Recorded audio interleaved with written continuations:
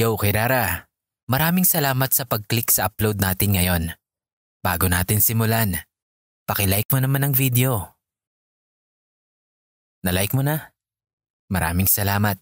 Simulan na natin.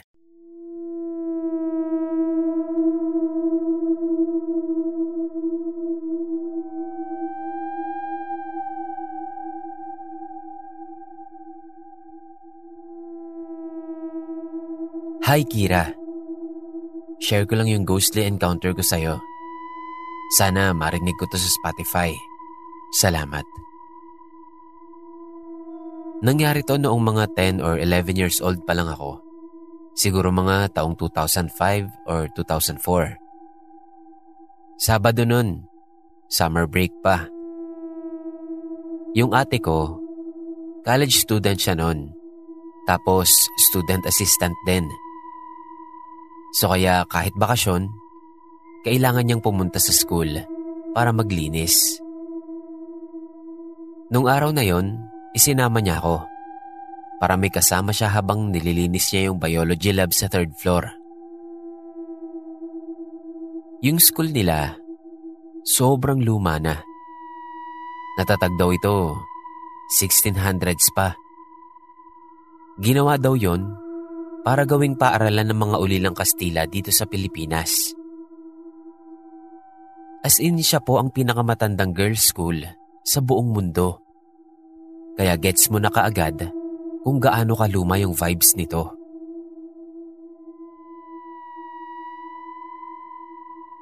Pag-akyat namin sa 3rd floor, diretso na si ate sa paglilinis sa biolab. Ako, dala-dala ko nun yung bagong bili kong skate shoes. Yung may gulong sa ilalim na sapatos. Yung uso dati. Ang saya ko pa nun kasi ang haba ng hallway. Perfect para mag-practice. Habang paikot-ikot ako sa koridor, from dulo to dulo, napunta ako sa may spiral staircase, doon sa kabilang dulo ng hallway. Doon nangyari yung hindi ko malilimutan. May narinig ako. Parang may kumakanta.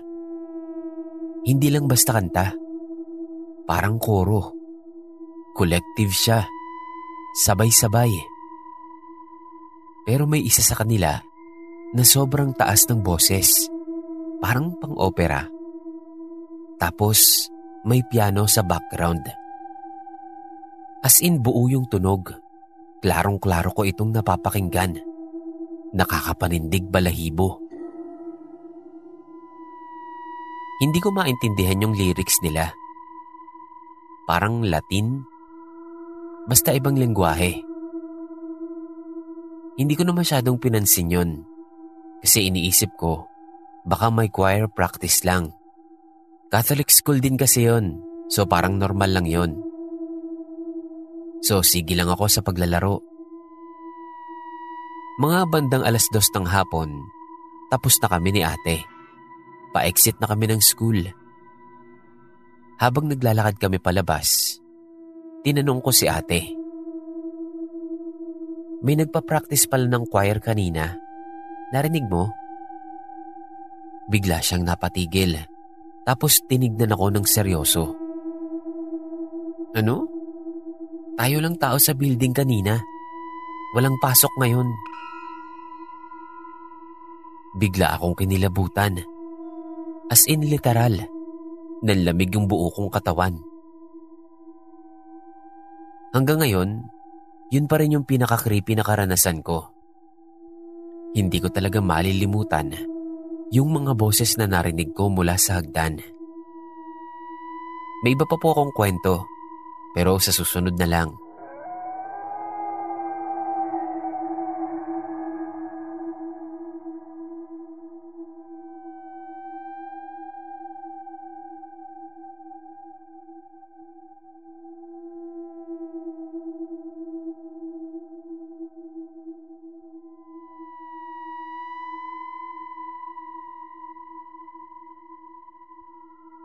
Hello po, Sir Kira.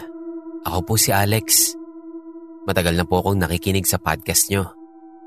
Halos ito na nga po ang una at huli kong pinakikinggan sa pagtulog ko. Kwento ko lang po yung karanasan ko noong umuwi ako sa amin sa father side ko. Bale, ganito po kasi yon.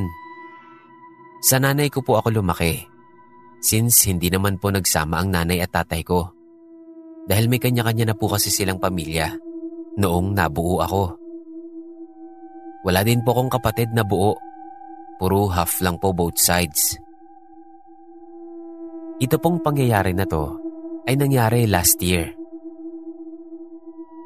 So umuwi nga po kasi ako nun sa father side ko nung nagka-problema ako sa mother side. Half Maranao din po pala ako, isang Muslim tribe dito sa Pinas. Since hindi ko naman po kinasanayan yung ganong buhay, nanibago po talaga ako nung una. Mabait at maayos naman po ang pakitungo sa akin sa father side ko. Bigay sa luho ako kung tawagin. At hindi ko na po sana planong bumalik sa mother side ko, since mas maayos naman ang buhay ko sa father side ko. Ngunit hindi ko lang akalain na may mangyayari sa akin na hindi ko inaasahan. Hindi po kasi kami magkasundo ng kuya ko sa father side. Lagi kaming magkaaway. Kasi ang tingin niya sa akin, anak sa labas, na hindi ko naman po itatanggi. Pero isang araw, kinausap niya ako kung pwede ko daw bang ihatid yung mga classmates niya. Nagdalawang isip pa ako nung time na yon dahil 9:00 na ng gabi yon. Pero ang sabi niya, sa kalapit na baryo lang naman daw nakatira yung classmates niya. Agad na akong pumayag.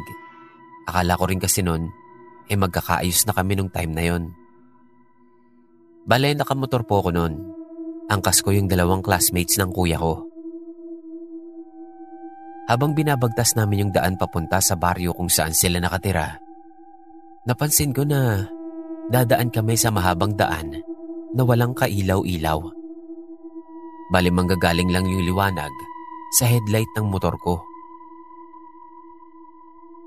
Bago pa kami pumasok doon sa daan na yon, tinignan ko na muna sa side mirror ko yung 2 angkas ko.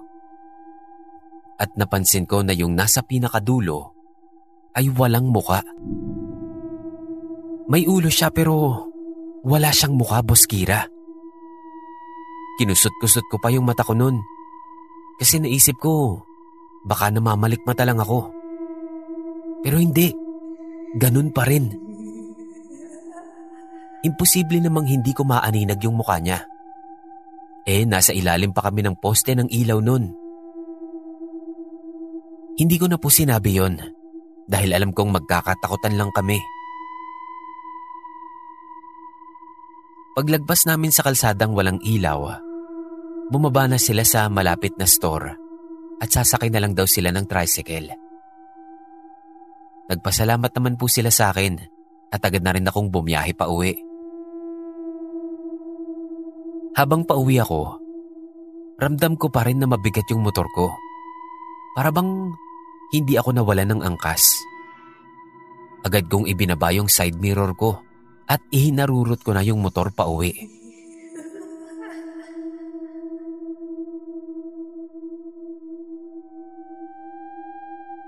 Tinanong ko si kuya kung bakit hindi siya yung naghatid sa classmates niya. Sinabi niya naman sa akin ng direkta. Sumemplang daw kasi sila pagpunta nila sa bahay nun. At hindi lang daw po isang beses, kundi 2 pa. Nung una daw po, ay muntik na silang malaglag sa creek. At yung pangalawa naman, ay sumalpok daw po sila sa kotse. Hindi ko na lang din po sinabi sa kuya ko yung nangyari habang ihinahatid ko yung classmates niya. Dahil baka magkatakutan lang kami. Nung time na yon, kaming 3 lang na magkakapatid ang nasa bahay. Yun lang po, Boss Kira, ang kwento ko. Marami pa po akong ikukwento sa susunod. Sana po mapili niyo ang kwento ko. Salamat.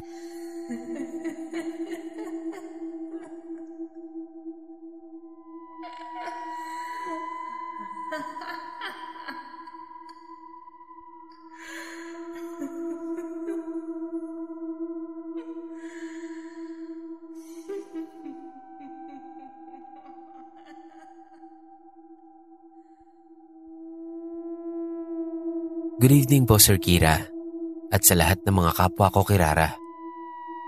Pakitago niyo na lang po ako sa pangalang Jella. Matagal niyo na rin po akong silent listener at gusto ko talaga yung narration style ninyo. First time ko pong magbabahagi ng karanasan ko dito. Kaya sana, mapasama po ito sa uploads nyo sa channel. Medyo maikli lang po ito at siguro para sa iba, hindi naman ito masyadong nakakatakot. Pero para sa akin, ay isa po talaga ito sa hindi ko malilimutang karanasan. Lahat po ng mababanggit ko dito na pagkakakilanlan ay binago ko na rin for privacy reasons. Tungkol po ito sa teacher ko noon. At nangyari ito, halos 2 taon na ang nakakalipas sa isang paaralan dito sa NCR. Tawagin na lang po natin siya bilang Sir Jen. Palakaibigan, mapagbigay, at isang mabuting tao. Yan po ang katangian ni Sir tuwing ide-describe siya ng karamihan. At dahil din dito, isa rin talaga ako sa mga estudyanteng napalapit sa kanya. Isang hapon, wala kaming klase sa isang subject namin. Kaya nag-aayaan kami ng mga kaklase ko na maglaro muna ng volleyball sa field. Medyo matagal-tagal na rin kaming naglalaro nun nang biglang mapadako ang tingin ko sa 3rd floor ng building. Nakita ko doon si Sir Jen. Nakatayo at nakatingin lang sa amin. Ang napansin ko lang, medyo maputla siya nung oras na yon at parang may kakaiba sa titig niya. Parang may biglang kilabot akong naramdaman kahit hindi naman ako matatakotin. Pinagsawalang bahala ko na lang yon.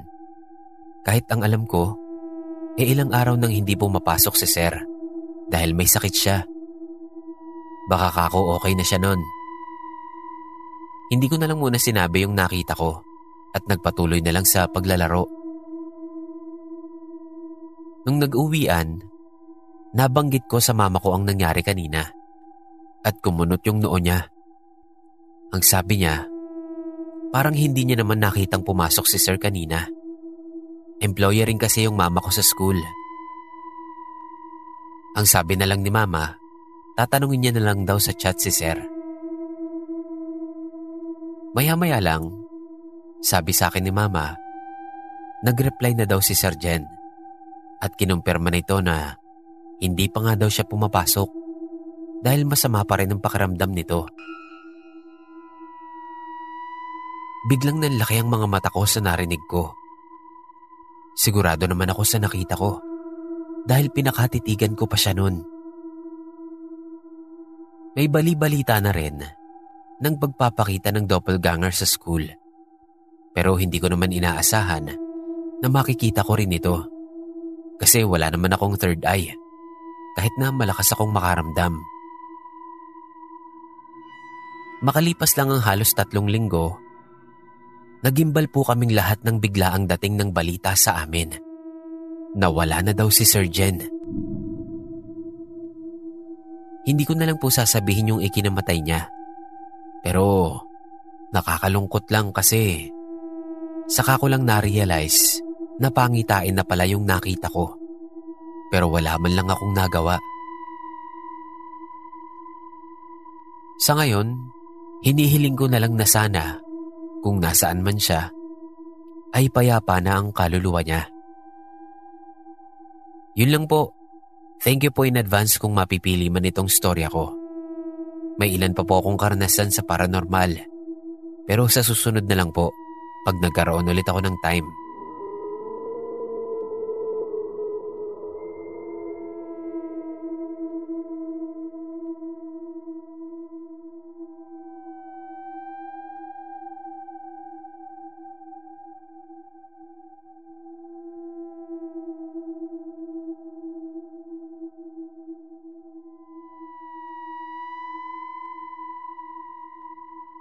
Magandang araw po, Boss Kira. Pati na rin sa mga kapwa Kirara. Kumusta po? Sana hindi kayo nasalanta ng bagyo. At kung sakali man, Sana po ay ligtas naman kayo at kahit paano nasa maayos ng lagay ngayon. Pasasaan pa't makakabangon po muli tayo. Dasal at tiwala lang po sa Amang nasa itaas. Ito pong ikukwento ko ngayon ay yung nasaksihan po mismo ng dalawang mga mata ko sa school namin nung minsan na bigla na lang umulan ng sobrang lakas. Pero bago yan, naaalala niyo po yung 2012? Yung end of the world? Di ko po alam kung may connect. Pero eto po. Hindi ko na lang matandaan kung anong araw o oras eksakto nangyari yon. Pero tanda kong year 2012 yon. Second year college ako. First sem. Nasa loob kami ng room noon, second floor. Yung mga room, paglabas mo ng pinto, balcony na agad. Tapos view ng open field. Hindi ko sure kung patapos na yung klase nun o pasimula pa lang. Kasi naaalala kong magulo kami nun eh. Tapos biglang dumilim. Tipong biglang gumabi sa kalagitnaan ng araw. Literal. Ganun talaga. Tapos yung mga estudyante sa labas, nagsisigawan. Nag-cheer na uwian na kasi daw may bagyo. Yung mga room kasi doon, Boss Kira, enclosed po siya. Walang bintana na tipong makakasilip ka sa labas. Walang ganon. Ang meron yung parang isang mahabang vent lang sa itaas kaya hindi ka makakasilip. Sa sobrang curious namin sa nangyayari, dahil parang nagkakagulo nga, nagsilabas kami. Naalala ko na, Sir Kira. Wala pala kaming prof nun. Katatapos lang ng isang klase. Tapos hinihintay na lang namin yung prof ng susunod na subject nun.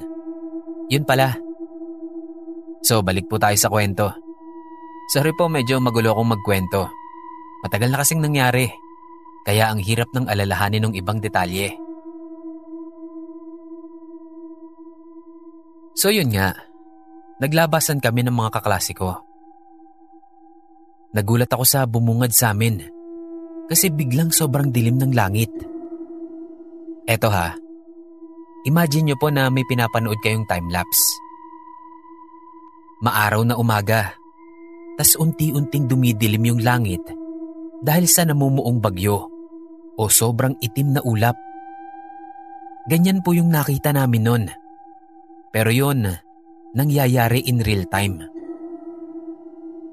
Ang bilis ng pagdilim ng langit nun.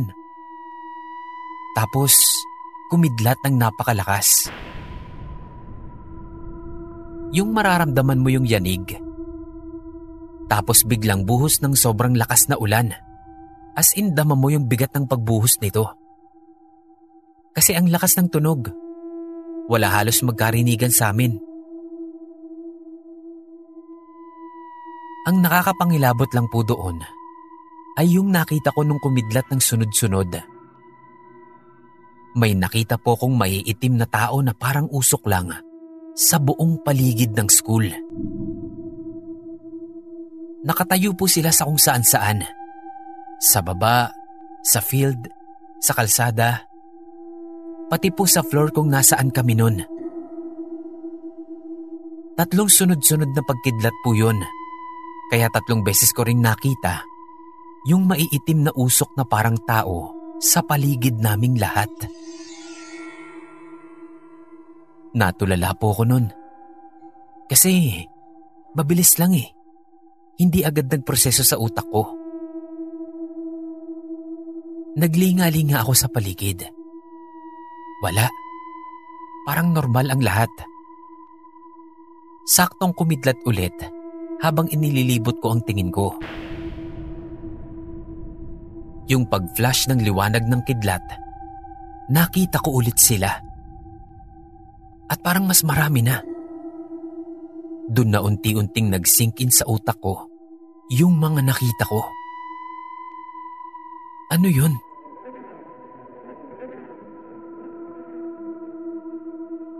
Sa totoo lang po, Sir Kira, Hanggang ngayon, hindi ko pa rin po talaga alam kung ano yung mga nakita ko na yon. Kung anong meaning nun, kung meron man. Wala po talaga akong idea. Wala akong pinagkwentuhan nito. Dito pa lang. First time pa lang po itong maririnig ng iba mula sa akin. Ang hirap kasing i-explain, kaya mas pinili kong sarilinin na lang. Pero gusto ko rin po kasing malaman kung ako lang ba o may iba rin na naka-experience o nakakita na ng ganon. O baka po may nakakaalam o may makakapagpaliwanag ng pangyayaring iyon. By the way, yung ulan po na yon, saglit lang po siya. Halos wala pa atang 10 minutes, tapos na. Grabe yung kilabot na naitatak sa akin ng experience na yon. Feeling ko mula nun, ang daming nakabantay sa atin. Andyan lang sila sa paligid. Nakapalibot sa atin. Nagmamasid. Naghihintay. Nang ano? Hindi ko po alam. Basta ang alam ko, nandyan lang sila. Nandito sa tabi ko. Diyan sa tabi mo.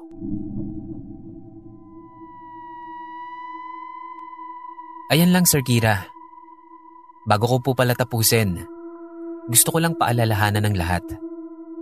Magdasal po tayo palagi. Manalig at magtiwala sa Diyos. Yun lang po. Salamat.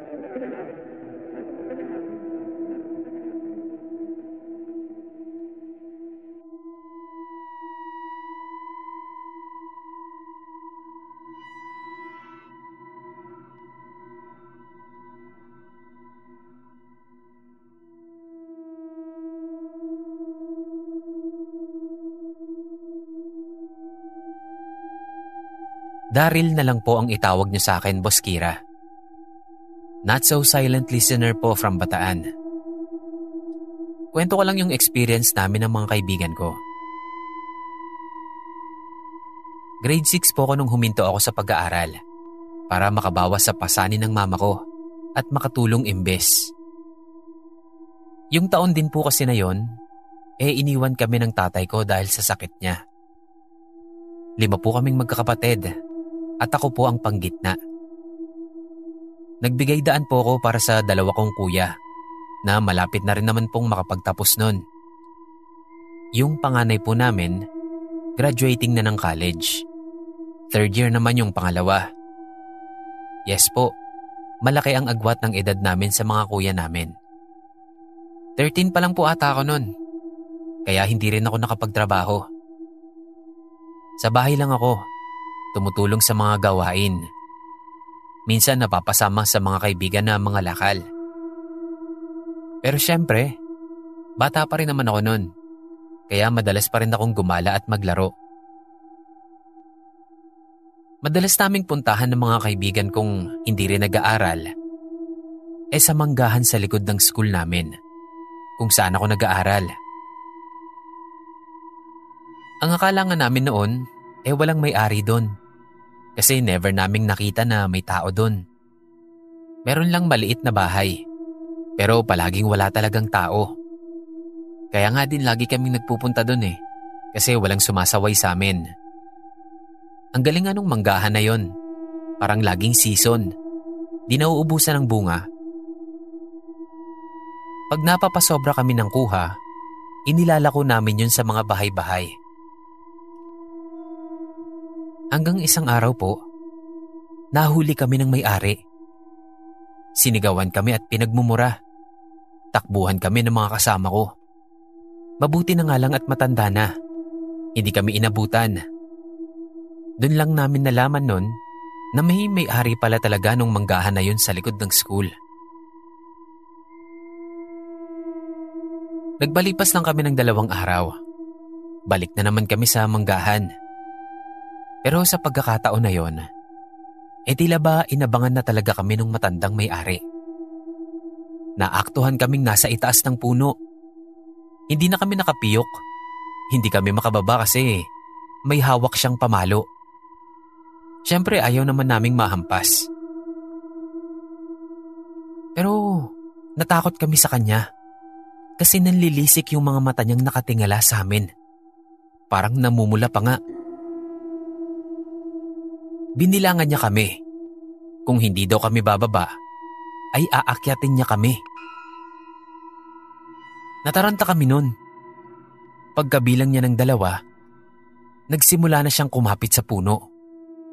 Nagulat pa kami kasi ang bilis niyang umakyat. Walang kahirap-hirap niyang inakyat yung puno. Sa takot, bigla ba namang tumalon pababa si Atoy? Ang taas nung tinalunan niya.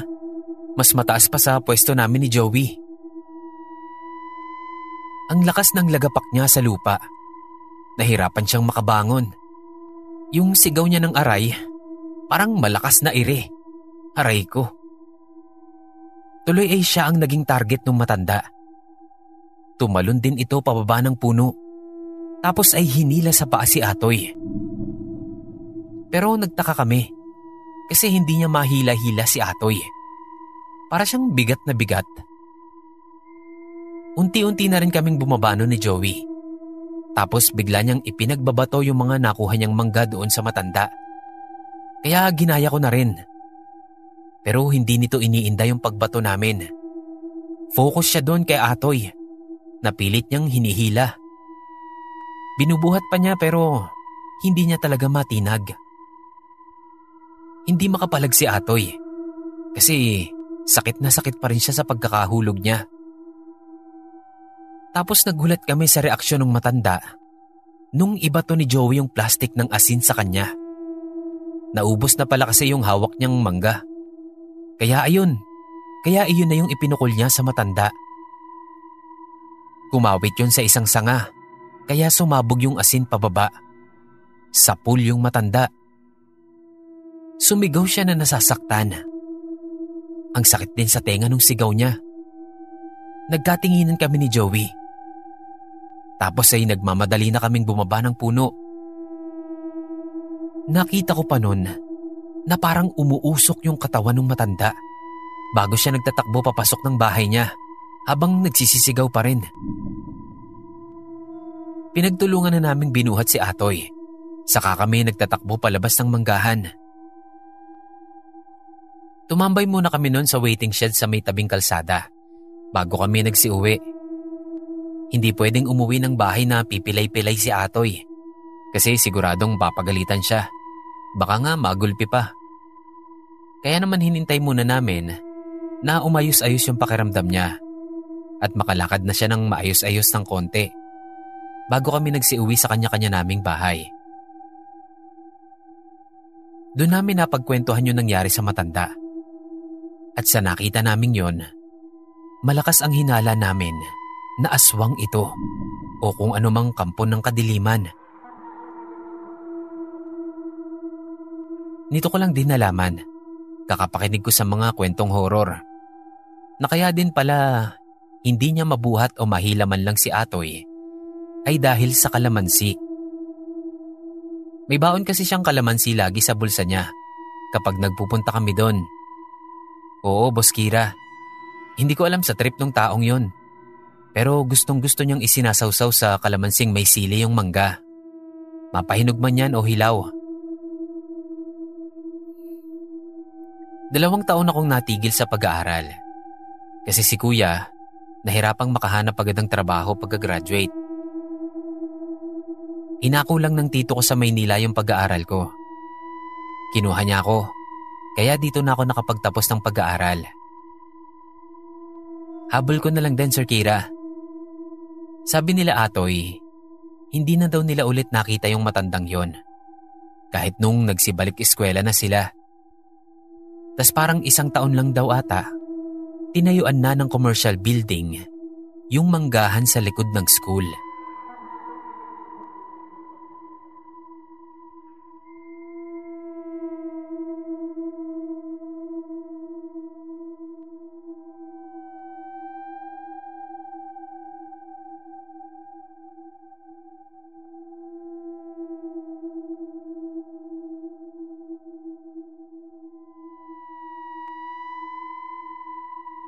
Yo, Boss Kira, kumusta?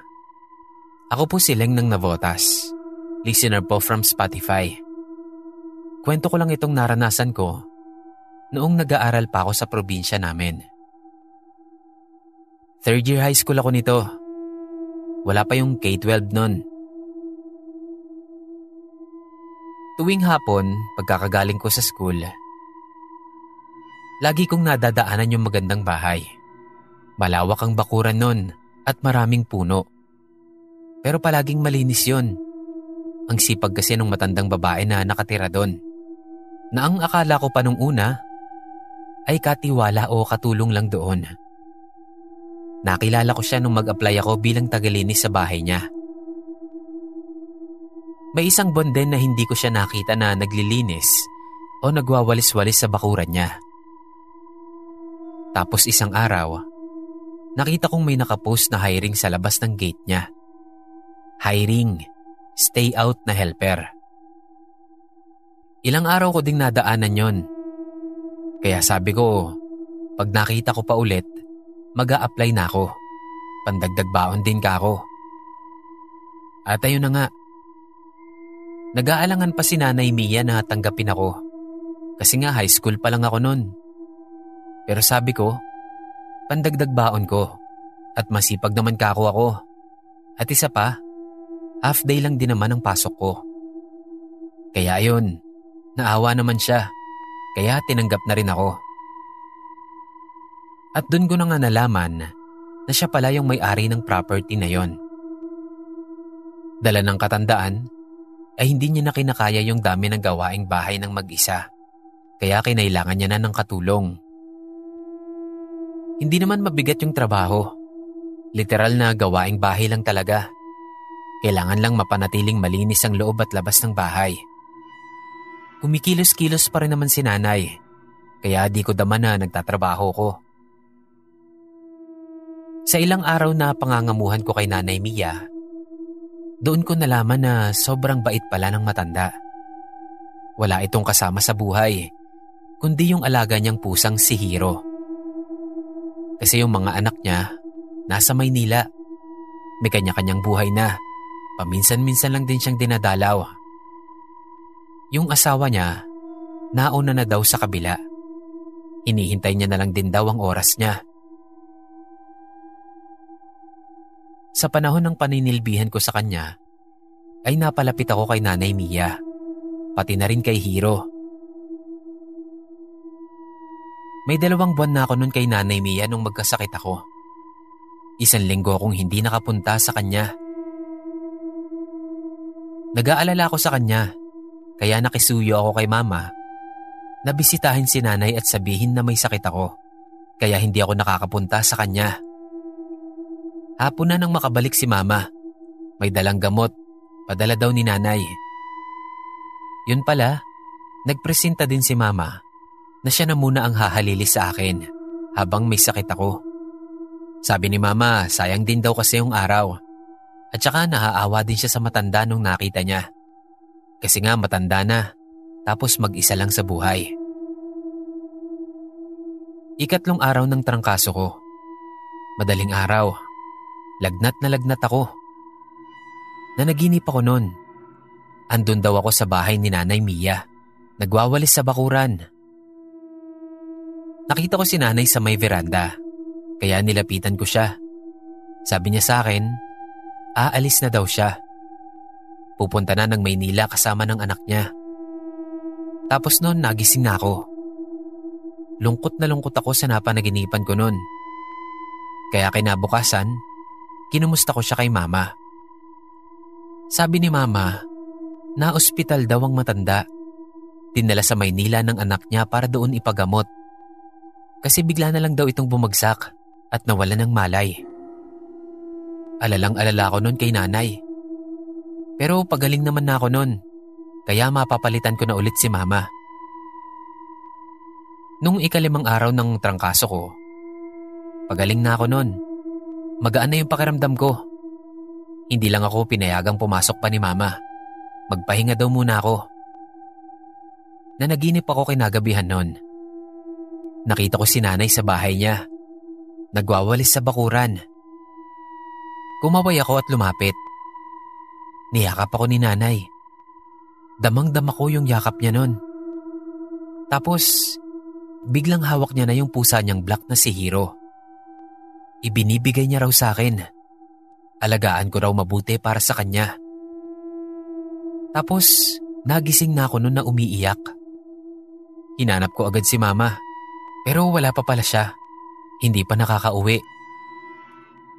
Kahit po kasi nung na-ospital na si Nanay Mia, ay tuloy pa rin si mama sa pangangatulong sa bahay nito. Yun daw kasi ang sabi sa kanya ng anak ni nanay. Pero kinahapunan nun, pag uwi ni mama, malungkot niyang ibinalita sa akin na wala na raw si nanay. Nakakalungkot pa kasi sa Maynila na raw ito nakaburol at ililibing ayon sa anak ni Nanay Mia. Nalungkot ako noon ng sobra. Naiyak pa nga ako na hindi ko man lang nakita sa huling pagkakataon si nanay. Lalo pa akong naiyak noon nung ituro sa akin ni mama yung cage ng pusa. Si Hiro, inuwi ni mama sa bahay. Kasi yun daw ang bili ng matanda sa anak niya. Ang ibigay sa akin, ang alaga niyang si Hiro. Kagaya ng panaginip ko.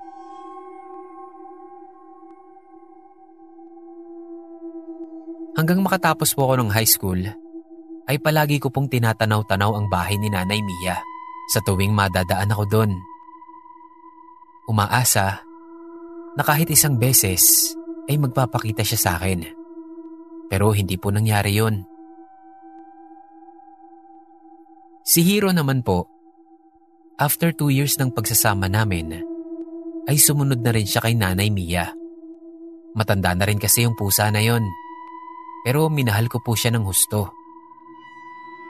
At ngayon nga po, ay payapa na silang magkasama ni Nanay Mia. Yun lang po, Boss Kira. Sorry kung hindi nakakatakot. Pero sana mapagbigyan niyo pa rin po. Thank you and God bless po sa inyo.